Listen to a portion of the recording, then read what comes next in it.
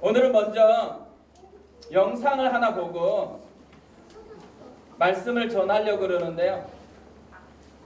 우리 태기는 언제 엄마가 제일로다가 보고 잡대? 매일요. 엄마는 매일매일 보고 싶어요. 마음이 진짜 먹먹해지는 그런 대사입니다. 세상을 가슴 뛰게 할 교회라는 책이 있습니다. 이 책은 하나님과 사람 모두에게 사랑받는 교회의 12가지 특징을 이야기하는 책입니다. 이런 것들인데요. 하나님의 임재에 굶주린 교회, 정체성을 제대로 아는 교회, 목숨과 마음을 올인하는 교회, 감사가 일상생활인 교회, 가족만큼 서로 끈끈한 교회, 실수마저 배움의 기회로 삼는 교회, 영적 기갈이 없는 교회, 모든 일의 끝이 영원 구원인 교회, 처음부터 끝까지 사랑만 있는 교회, 위험마저 기쁨으로 뛰어드는 교회, 나보다 남을 생각하는 교회, 공동의 청사진을 기억하는 교회. 이런 하나하나가 우리도 경험하는 것들이 됐으면 좋겠어요. 우리 교회에서도 이런 것들이 다 누려지는 그런 은혜가 있었으면 좋겠습니다. 그래서 우리도 가슴이 좀 뛰었으면 좋겠어요. 또 우리 아이들이 우리 교회를 생각하면 가슴이 뛰었으면 좋겠어요. 자랑스러워할 수 있는, 위축되지 않고 자랑할 수 있는 그런 교회가 됐으면 좋겠습니다. 그런데 이런 세상을 가슴 뛰게 할 교회의 첫 단추가 뭐냐면 하나님의 임재에 굶주린 교회입니다. 하나님을 진짜 만나고 싶은 거예요. 진짜 예수님을 만나고 싶은 거예요. 예수님을 진짜로 경험하고 싶은 거예요. 그 경험이 너무너무 삶에서 묻어나오는 그런 교회, 그런 삶. 누군가 나를 보면 뭔가 몰두되어 있는 것 같아요. 진짜 뭔가를 만나고 싶고 진짜 뭔가에 사로잡힌 것 같고 그것이 있는 것 같고 그 속에 뭔가 다른 그런 게 느껴지는 것. 그것이 예수님이고 그것이 하나님과의 만남이기를 꿈꾸는 것. 그게 우리의 모습이었으면 좋겠어요. 그래서 이 대사 그대로 언제 하나님 보고 잡대? 물으면 매일요. 하나님은 매일매일 보고 싶어요. 아침에 일어나서 보고 싶고 또 일을 하다가도 보고 싶고 공부를 하다가도 보고 싶고 힘들 때 보고 싶고 기쁠 때 보고 싶고 뭔가 지칠 때 보고 싶어요. 이런 고백이 있는 그런 삶이었으면 좋겠습니다. 교회에서 가장 중요한 것은요, 예수님을 만나는 것입니다. 교회는 진짜로 그냥 다니면 안 됩니다. 교회는 그냥 다니는 것이 아니에요. 교회는 예수님을 만나면서 다녀야 됩니다. 그분의 사랑을 경험해야 돼요. 그분의 생명을 경험해야 돼요. 그분이 우리를 어떻게 사랑하는지를 경험하면서 그 사랑에 사로잡혀서 다니는 곳이 교회예요. 그것 때문에 예배를 드리는 거고 그것 때문에 섬기는 거고 그것 때문에 기뻐하는 것, 그것이 교회입니다. 사실 성경에는요, 이렇게 하나님을 만난 사람들의 이야기가 가득해요. 하나님을 만난 변화, 예수님을 만난 그 이야기가 성경에 가득합니다. 하나님께서 왜 성경에 이런 이야기를 가득하게 써놨을까? 우리도 만나고 싶어요.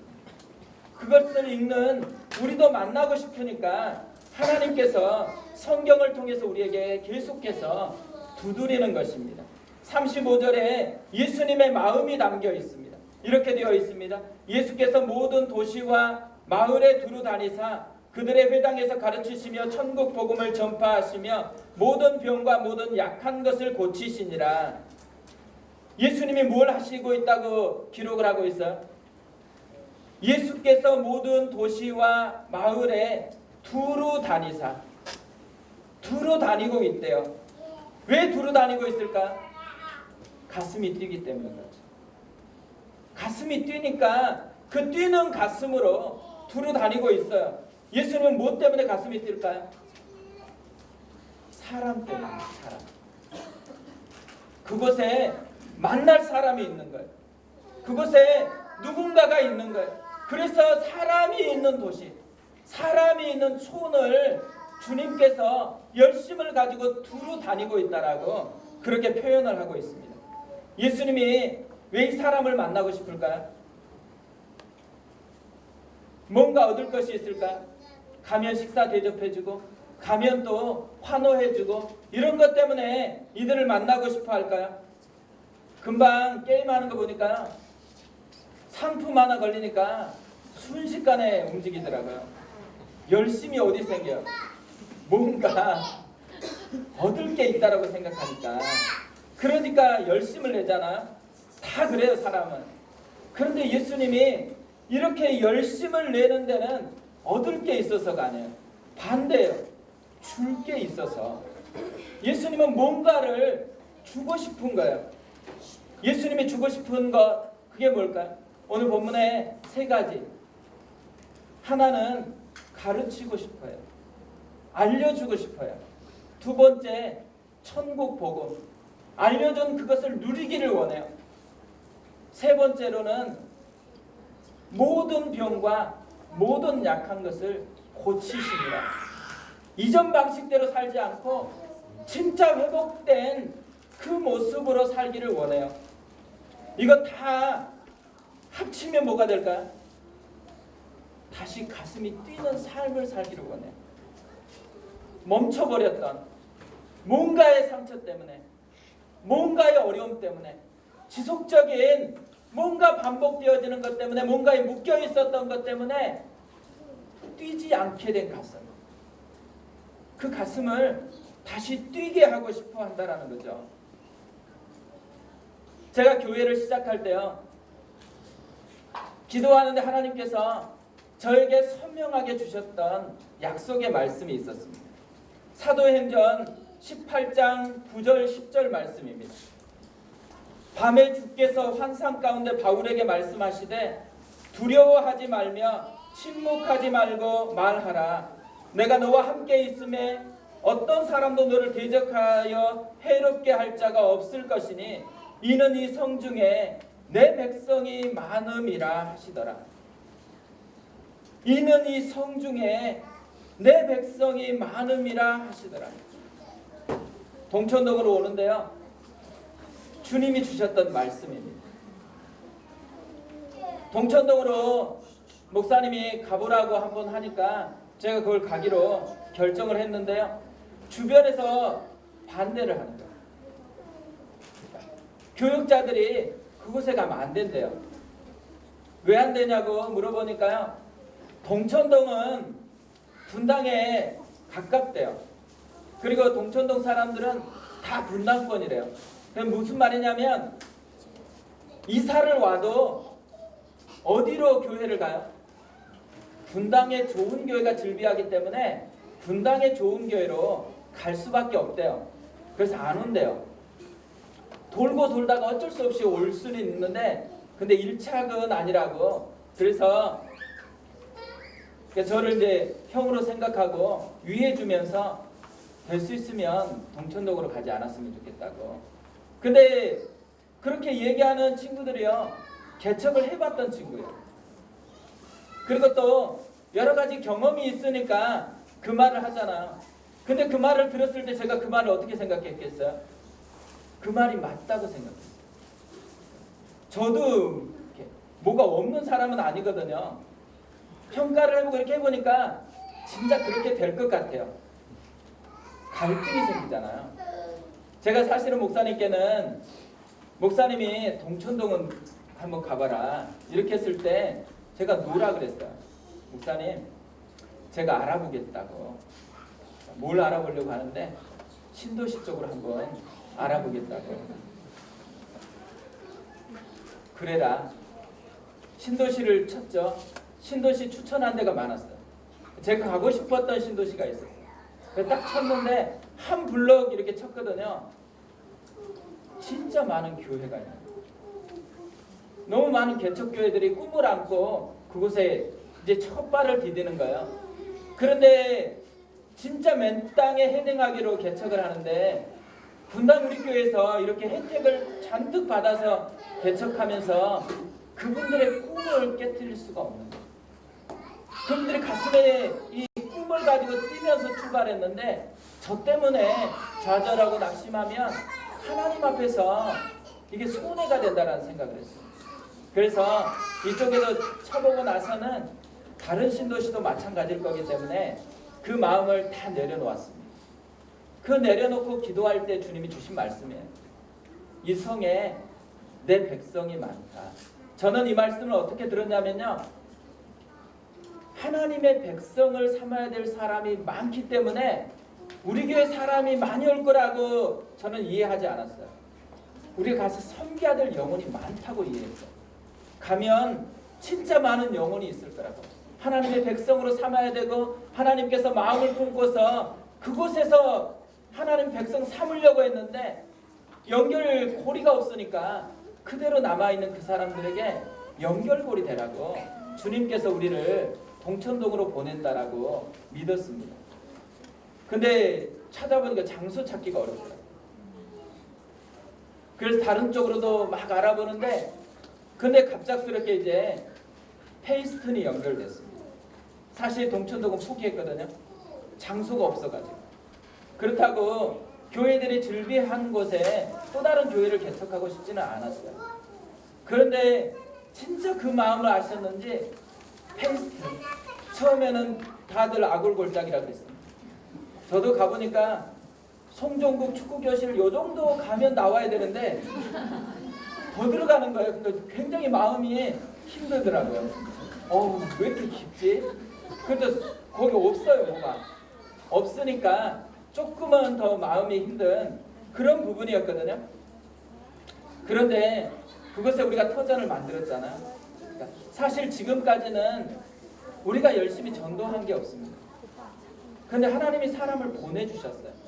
본인이 찾아보고 또 누군가가 이야기하고 그래서 하나하나 하나님께서 사람을 보내주셔서 여기까지 온 거거든요. 그러니까 우리가 다 열심히 찾아보고 오고 또 누군가 얘기 듣고서 오니까 우리의 수고가 되게 애쓴 것 같잖아요.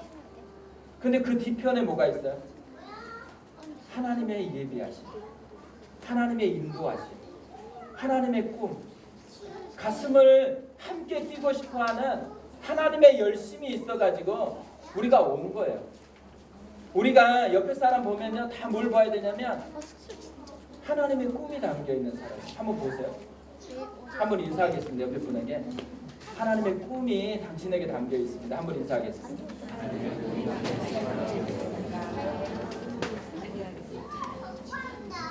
교회는요, 하나님의 꿈을 꾸는 사람들이에요. 예수님의 꿈을 함께 꾸는 것이 교회입니다.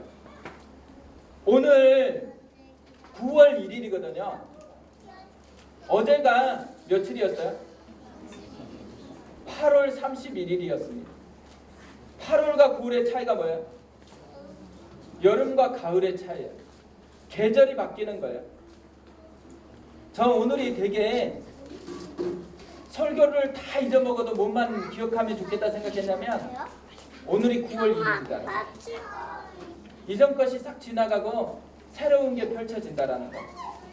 여름이 사라지고 가을, 추수할 가을이 우리에게 준비되어 있다라는 거. 그러니까 새로운 계절이 시작돼요. 새로운 이야기가 시작이 되어져요. 새로운 계획이 준비되어 있다라는 거. 그날이 오늘이야. 오늘 우리가 이 예수님의 마음속에 담겨있는 가슴 뛰게 했던 것, 그것을 우리의 것으로 좀 삼고 우리도 가슴 뛰는 그런 은혜가 있었으면 좋겠다고 생각합니다. 그래서 오늘은 두 가지를 살펴보려고 해요. 우리도 가슴이 뛰기 위해서 예수님에게서 발견하는 두 가지. 첫 번째로는 불쌍히 여기는 마음이 있어야 된다는 거예요. 36절을 보세요. 무리를 보시고 불쌍히 여기시니 이는 그들이 목자 없는 양과 같이 고생하며 기진함이라. 예수님은 무리를 보시고 불쌍히 여기셨다 그래요. 이 불쌍히 여기심이 예수님의 출발이에요. 모든 예수님의 치유하는 것, 예수님의 사역은 어디서 시작되냐면 불쌍히 여기시는 것에서 시작이 되어집니다. 불쌍히 여기시니, 이 말이 어떻게 들리세요? 어우 되게 가난해서 불쌍하다. 안 됐다. 이렇게 느껴지는 그런 어감이잖아요. 근데 이 말은 굉장히 강한 표현이에요. 불쌍히 여기시니 이 말은 헬라어로 스플랑클리조마이라는 단어거든요. 이 말의 원어의 의미가 뭐냐면 창자가 끊어질 듯이 아파하는 그 마음이 담겨 있는 언어예요. 예수님이 어떤 사람을 보고요 울었어요. 엉엉 울었어요. 너무너무 가슴이 아파가지고. 우리는 사람을 보고서 그렇게 울지 않습니다. 예수님께서 오늘 이 장면에 사실 불쌍히 여기시니 이렇게 표현되어 있지만요, 뭘 하고 있는 거냐면 엉엉 운 거예요. 너무너무 불쌍해서, 너무너무 가슴이 아파서 한 사람 한 사람을 보고 엉엉 울었어요. 왜 울었을까요? 너무 가난해서, 병이 걸려서 너무 힘들어 보이니까, 또 무슨 중독이 돼가지고 헤어나오지를 못하니까, 관계적으로 너무 깨져가지고 너무 슬픔이 많아 보이니까. 예수님은 그런 조건 때문에 불쌍히 여기시지 않았어요. 예수님은 그냥 불쌍히 여겼어요. 어떻게 보면 조건 때문에 우리는 불쌍히 여기냐 그렇지 않느냐를 결정하는데요, 예수님은 불쌍히 여기시는 그 마음이 있어가지고 조건을 뛰어넘어서 그 조건에 반응하고 있는 거죠. 사실 사람을 만나면요, 벽을 만들게 하는 사람이 있어요. 단절을 시키는 사람이 있고요, 어떤 사람을 만나면 연결을 시켜줘요. 만나면 기분 나쁜 사람이 있고, 만나서 대화해보면 따뜻해지는 사람이 있어요. 기분이 그분만 만나면 좋아지는 사람. 저도 이렇게 사역을 해보니까요, 예전에 야, 저 전도사님이 나한테 전화해주면 되게 좋겠다, 이런 분하고 같이 사역을 했습니다. 전화만 하면 옆에서 제가 앞에서 듣고 있는데도 불구하고 마음이 너무 좋더라고요. 그래서 제가 전사님에게 전사님은 다른 거 하지 말고 그냥 텔레마케터처럼 전화만 해가지고 한 사람 한 사람이 전화만 해주라고. 그럼 사람들이 사랑합니다. 그래서 저도 가끔씩 전화 좀 해달라고. 저한테 전화를 안 하세요. 근데요, 진짜 어떤 사람을 보면 마음이 따뜻해지는 사람이 있어요. 대부분 보면요, 기분이 좋아지는 사람은 뭐냐면, 그러니까 기분이 나쁜 사람은 뭐예요? 보고 평가하는 사람, 보고 평가하고 비난하는 사람. 그 사람 기분 나빠요. 근데 기분 좋고 따뜻해지는 사람 뭐예요? 보고서 문제가 분명히 없을 수가 없잖아요. 문제가 있는데도 불구하고 긍휼히 여기는 사람, 불쌍히 여기는 사람, 그런 사람은 따뜻하게 느껴지는 거죠. 오늘 예수님을 우리가 만난다고 생각해 보세요. 조건이 안 좋아요. 힘들어요. 그런데 불쌍히 여기는 거예요. 따뜻함을 우리에게 선물해 주신다라는 거죠. 사실요, 우리가 자녀들을 키우거나 누군가를 만나면 다 뭘 기대하고 있는 것 같다고 생각하냐면 사자 같은 것을 기대하는 것 같아요. 우리가 자녀 키울 때 양으로 키우고 싶으세요? 사자로 키우고 싶으세요? 사자로 키우고 싶죠. 사자는 뭐예요? 혼자서 다 처리할 수 있어요. 양은 뭐예요? 양은 혼자서 아무것도 못해요. 계속적으로 도와줘야 돼요. 계속적으로 의존해야지만 되어져요. 우리가 아이들 키울 때 학원 왜 보내요? 양으로 키우기 위해서 학원 보낸다. 아무도 없죠. 사자처럼 이제 강해져가지고 독립해라고 그렇게 학원도 보내고 과외도 하고 열심히 사랑을 쏟아붓는 거잖아요.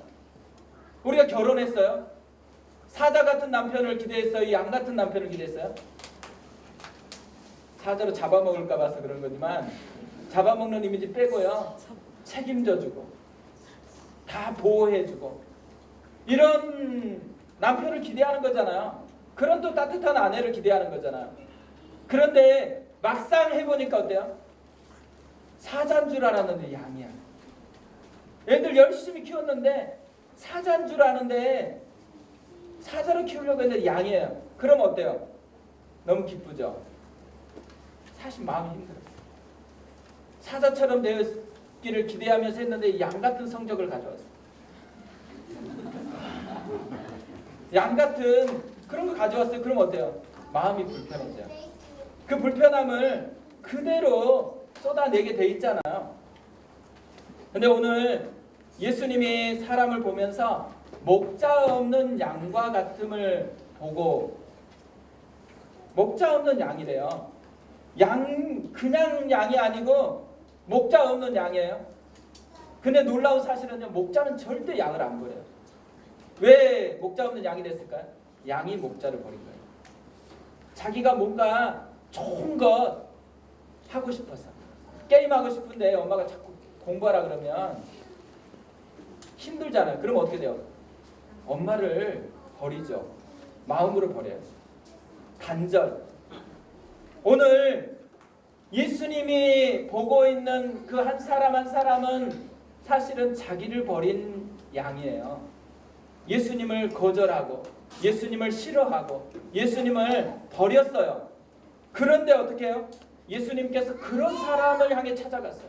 그리고 나서 뭐예요? 그리고 불쌍히 여겼어요. 그 영혼을 마음에 품고 울었어요. 그것이 예수님의 모습이었다라는 거죠. 예수님은 우리를 보시면서도요, 조건을 우리는 되게 신경 쓰잖아요. 내가 좀 잘 살았나 못 사나, 내가 어떠나, 이런 거 신경 쓰는데 예수님은 그렇지 않아요. 예수님은 그것 때문이 아니고 예수님은 그 마음속에 긍휼이 있어요. 긍휼로 사람을 접근한다는 거죠. 이번 가을에 우리가 연습했으면 좋겠는 것, 이 예수님의 마음을 우리의 마음으로 삼는 겁니다. 예수님의 마음을 우리 것으로 연습해 보는 거예요. 이 표현 그대로죠. 보시고 불쌍히 여기시니, 보시고 짜증나니, 보고 화가 나니. 이게 우리 모습이거든요. 양같이 안 되니까. 그때 뭐 해야 돼요? 조건은 너무 화가 나. 보고 불쌍히 여기시니, 보고 긍휼히 여기니. 그게 어떻게 가능할까요? 저희 교회도요, 또 제가 신앙생활하면서 만나는 분들 보면요, 이게 되더라고요. 절대 안 됐던 분들이 갑자기 이게 돼요. 언제 돼요? 예수님의 마음을 이야기. 자기를 불쌍히 여겨준 예수님의 마음을 품는 그 순간에 그렇게 짜증내고 그렇게 화내고 그렇게, 근데 그분이 변했어요. 불쌍히 보인대요. 남편이 불쌍하게 보인대요. 아이들이 불쌍하게 보인대요. 왜 그렇게 됐어요? 차이가 어디서 생겼냐면 노력에서 생기지 않고요, 예수님의 이 마음을 자기 것으로 누릴 때, 예수님의 마음이 우리에게 찾아오면 그런 불쌍히 여기게 되어 있습니다. 그러니까 어떤 조건이 나쁜 게 보여지면 뭘 해야 돼요? 예수님의 마음을 먼저 경험하도록 예수님께 가야 되는 거예요. 그 조건을 내가 해결하려고 하는 게 먼저가 아니라는 거죠. 이번 가을이 이 예수님의 마음을 경험하고, 그래서 우리도 불쌍히 여김으로 이것을 훈련하는, 또 맛보는 그런 가을이 됐으면 좋겠습니다. 두 번째로요, 문제를 기도로 연결해 보라는 거예요. 문제가 없는 인생이 없잖아요. 예수님의 제자들도 문제가 있었습니다. 37절 38절에 이렇게 이야기합니다. 이에 제자들에게 이르시되 추수할 것은 많되 일꾼이 적으니 그러므로 추수하는 주인에게 청하여 추수할 일꾼들을 보내주소서 하라 하시니라. 제자들 문제가 뭘까요? 일은 많은데 사람이 없어요. 추수할 건 많은데 일꾼이 없어요. 그러니까 어떻게 해요? 우리 같으면 그 니네들 조금 더 열심히 해라, 조금 일하는 시간을 좀 늘려봐라, 그렇게 얘기할 것 같은데 예수님이 그렇게 얘기 안 해요. 일은 많은데 일꾼이 없으니까 너네들이 해야 될 일이 있다. 기도해라. 추수할 주인에게 기도하라고, 문제를 기도로 연결시키라고 그렇게 우리에게 말씀을 하시죠. 왜 우리가 문제를 기도로 연결시켜야 될까요? 예수님은 문제를 기도로 연결시켜야 될 이유를 하나 얘기를 해요. 그건 뭐냐면 주인이 있기 때문에, 추수하는 주인이 책임지는 거기 때문에 책임져 주는 분이 있으니까 책임자에게 연결을 하라는 것이죠. 이 말은 우리에게 적용한 뭐야? 아버지가 있죠. 책임져 주시는 하나님 하늘 아버지가 있기 때문에 우리는 그분에게 의탁하라는 것입니다. 고아처럼 살면 안 돼요. 고아처럼 살아가는 것이 아니고 아버지가 책임져 주는 그 아버지가 있다라는 것을 알고 문제가 있으면 그분에게 다가가는 거예요. 그분에게 구하고 그분에게 의탁하고 그러면 어떻게 돼요? 그분이 함께해요. 그분이 책임을 져요. 그분이 해결해 주신다라는 거죠. 제가 지난주에 중고등부 믿음으로 승부하라 이런 책이 있더라고요. 이 책을 읽었는데요. 이 책에 진짜 많은 통계들을 지금 중학생, 고등학생에 대한 통계들을 되게 많이 얘기했어요. 근데 제 마음에 진짜 가슴 아픈 거. 너무너무 가슴 아픈 통계 하나가 눈에 들어오는 거예요. 우리나라에 중고등학생이 얼마나 많아요. 그런데 이 중고등학생들이요. 4%만 교회를 다닌대요. 4%만 교회를 다니는데 문제는 어디 있어요? 이 4%도 제대로 신앙생활을 하는 게 아니에요. 중학생에서 고등학생으로 갈 때 또 우수수 빠져나간대요. 고등학생에서 대학생으로 갈 때 또 우수수 빠져나간대요. 근데 이분이 사역을 하면서 발견해 보니까요. 어떤 경우는 안 빠져나가냐면 진짜 예수님을 만난 경우. 진짜 예수님을 만난 경우 거기에다 플러스 뭐냐면 신앙의 훈련을 건강하게 받고 자기도 뭔가를 해본 아이들만 계속적으로 신앙생활하지 그렇지 않는 경우는 다 빠져나간대요. 그러니까 우리 중학생들도 여기 있잖아요. 애들이 여기 나오니까 애들이 괜찮을 것 같죠? 그렇지 않아요. 애들이 진짜 예수를 만나요. 진짜 예수님을 만날 뿐만 아니라 예수님과 함께 살아가는 것이 얼마나 기쁜지를 삶에서 맛보아야 돼요. 우리가 교회가 세워졌을 때 하나님 앞에 바라는 게 있는 거거든. 제가 교육자들에게 계속 부탁했던 한 가지. 나는 일반 학교가 아니고 대안학교처럼 되어지는 교회를 원한다. 그 말은 뭐냐면요. 일반 학교는 아이가 모든 걸 책임져야 돼. 공부 잘하는 애는 공부 잘해요. 근데 뭐예요? 애가 왔다 갔다 하는데 그 왔다 갔다 하는 애를 다가가서 세워주고 빌딩 시켜주는 게 너무너무 연약해요. 그 대안학교가 왜 생겼어요? 어떤 측면에서는 그런 연약함을 실제적으로 도와주려고 생겼잖아요. 그래서 저의 진짜 많은 관심이 실제적인 예배냐, 실제적으로 도와주는 거냐, 실제적으로 가정이 변화되고 있는 거냐, 실제적으로 하나님이 우리 속에 역사하는 거냐. 그렇지 않으면 나중에 안개처럼 사라진다. 예수님을 실제적으로 만나야 돼요. 삶에서 실제적으로 주님이 역사하는 것을 맛보아야지만 그래야지 사람들이 살아날 수 있다는 거죠. 근데 이걸 보는데요. 그렇다고 이거를 4%밖에 안 되고 또 4%에서 점점 줄었는데 이걸 가지고 내가 어떻게 해야 될지 답이 없는 거예요. 답이 어디 있어요? 문제를 하나님께 연결하는 거예요. 기도를 다시 시작해야 돼요. 우리나라가 기도해서 여기까지 왔거든요. 우리가 열심히 해서 온 게 아니에요. 기도해서 사람이 변화됐고 기도해서 뭔가가 세워져서 여기까지 왔습니다. 우리가 해야 될 것 기도인 거죠. 가을입니다. 기도하기 좋은 계절이죠. 우리 9월 23일부터 일주일간 특세합니다. 이번에는 토요일까지 하려고 그래요. 토요일까지 하는 이유는 뭐냐면 중간고사 기간이 돼가지고 애들이 평일에 나오기 힘들겠더라고요. 근데 토요일은 다 나와가지고 토요일은 조금 더 깊이 기도하려고 토요일까지 특세를 잡았습니다. 이번 주제는 다니엘이에요. 다니엘처럼 살아가고 다니엘처럼 기도하고 다니엘이 만났던 그 하나님을 우리의 하나님으로 경험하는 것. 그것이 이번 특세의 주제입니다. 우리가 진짜 기도하면서 하나님 앞에 나갔으면 좋겠어요. 우리가 가슴 뛰기 위해서는요, 두 가지. 불쌍히 여기는 마음. 문제를 기도로 연결시키는 삶. 이것으로 말미암아서 우리도 가슴이 뛰는 것이 뭔지를 느껴보셨으면 좋겠습니다.